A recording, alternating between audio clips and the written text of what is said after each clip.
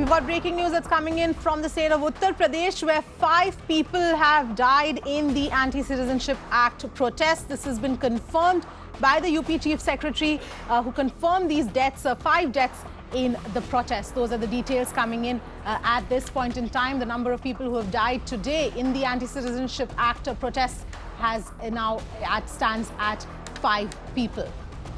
Remember, though, as far as Uttar Pradesh is concerned, it's the state where with the maximum amount of violence, which we've seen both yesterday as well as today. Today as well, in fact, violence spread across the state in several of the areas, and all of this despite the fact that Section 144 is in place at this point in time, and the fact that internet is suspended in several areas. Prashant joining us on the phone line. Prashant, 5 people have lost their lives today in Uttar Pradesh.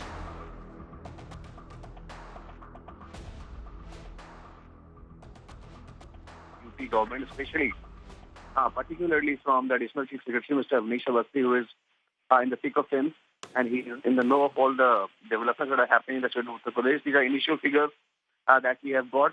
Unconfirmed reports say that perhaps 7 to 8 people have lost their lives across the state of UP in today's protest, but official figure, of course, stands at 5.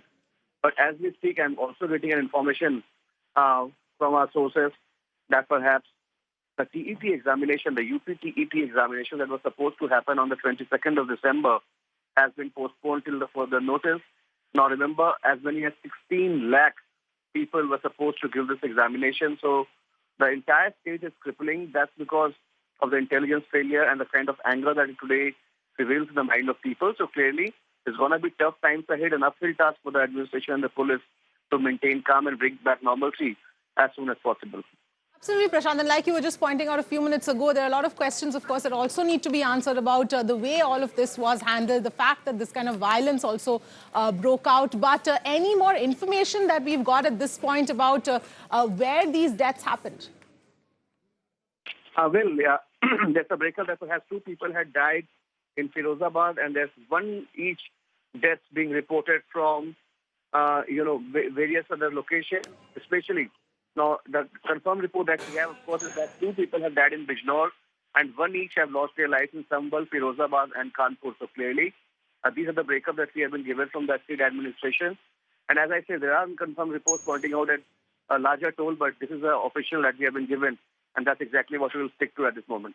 All right, Prashant, thank you so much for getting us those details. So that's the breaking news that's coming in at this point in time. 5 people have lost their lives in Uttar Pradesh. And from what Prashant says, there are unconfirmed reports that that number could, in fact, go up.